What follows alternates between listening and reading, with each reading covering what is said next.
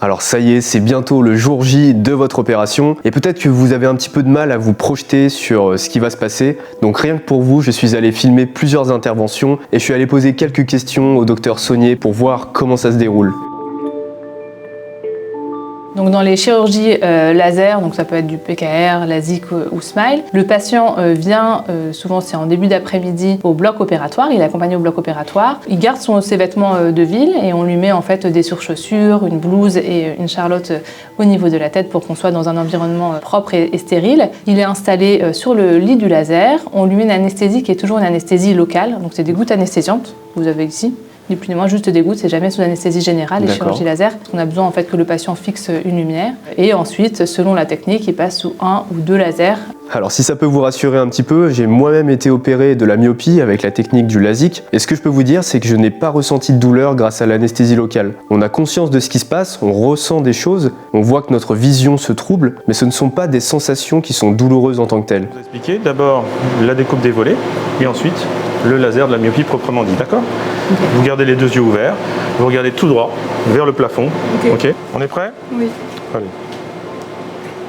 On y va. 3, 2, 1, 0. Parfait. Ça va? Je remets le petit volet à sa place délicatement. Ça dure combien de temps cette opération? Alors pour le LASIK par exemple, on passe sous les 2 lasers.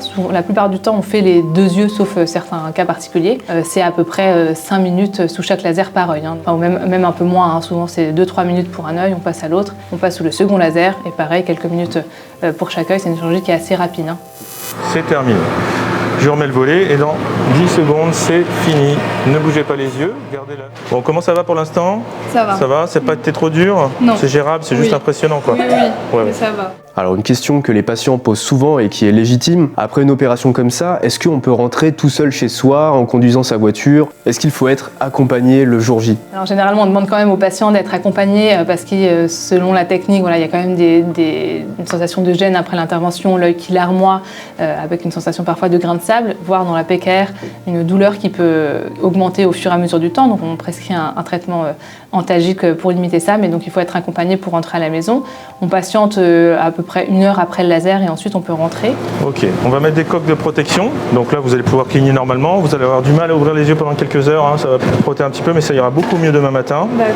Je vous revois tout à l'heure avant de partir, vous partez pas tout de suite, d'accord? Alors maintenant on va voir quelques consignes à respecter après l'opération pour que tout se passe bien. Il faut savoir qu'il ne faut pas retravailler dès le lendemain, mais on ne peut pas faire d'arrêt de travail, c'est considéré comme une chirurgie de confort. Donc c'est au patient de poser des jours de congé, 1 à 2 jours pour la technique LASIK et un petit peu plus pour la technique PKR où la récupération visuelle est plus longue. On vous revoit le patient le lendemain de l'intervention et après, généralement, soit 3 jours après pour la PKR pour enlever une lentille qui s'appelle une lentille pansement, soit 1 semaine après pour le LASIK. Et dans tous les cas, dans les 2 techniques, on revoit le patient au bout d'1 mois pour vérifier que la correction, que la vision est bonne et que tout se passe bien. D'accord. Vous avez les rendez-vous post-opératoires demain? Oui. Et la semaine prochaine? Oui. Ok, c'est très important d'être là. Demain, bon, la voiture, si vous pouvez éviter, c'est mieux, d'accord? Il faut se faire accompagner pour être sûr que tout va bien. Et la semaine prochaine, on vous fait lire. Et voilà, assez vite, vous allez être autonome. Alors, pour le LASIK, il y a un peu cet effet qu'on appelle l'effet waouh, où effectivement, on enlève les lunettes et dès J1 ou J2 après l'intervention, on peut faire sa vie quasiment normalement. C'est pas tout à fait le cas pour les patients qu'on opère de presbytie au laser, où souvent la vision est pas forcément nickel le premier mois et il y a une augmentation progressive de la vision. En revanche, pour la technique de la PKR, la vision met beaucoup plus de temps à récupérer. La première semaine, c'est assez flou et progressivement jusqu'au premier mois, on y voit bien et à 3 mois, on est nickel. Alors c'est pas qu'on n'y voit rien, c'est juste que voilà, la récupération est beaucoup plus progressive. On donne quand même quelques consignes aux patients après l'intervention. Il ne faut pas reprendre des activités, notamment physiques, sans avoir l'accord du praticien, notamment par exemple la natation, les sports aquatiques, pour éviter le risque d'infection. Pour le LASIK, il faut éviter des coups, des traumatismes avec un risque de déplacement du capot. Donc les sports de combat à haut risque, par exemple, sont à éviter pendant plusieurs mois après la chirurgie. Et voilà, il ne faut vraiment pas hésiter à demander à son chirurgien si on peut recommencer telle ou telle activité juste après la chirurgie. Voilà, j'espère que vous avez apprécié cette vidéo et que ça vous aura permis de vous projeter sur le jour de l'opération. Dans la vidéo suivante, on va s'intéresser au suivi, à qu'est-ce qui se passe après l'opération. Allez, je vous dis à très bientôt.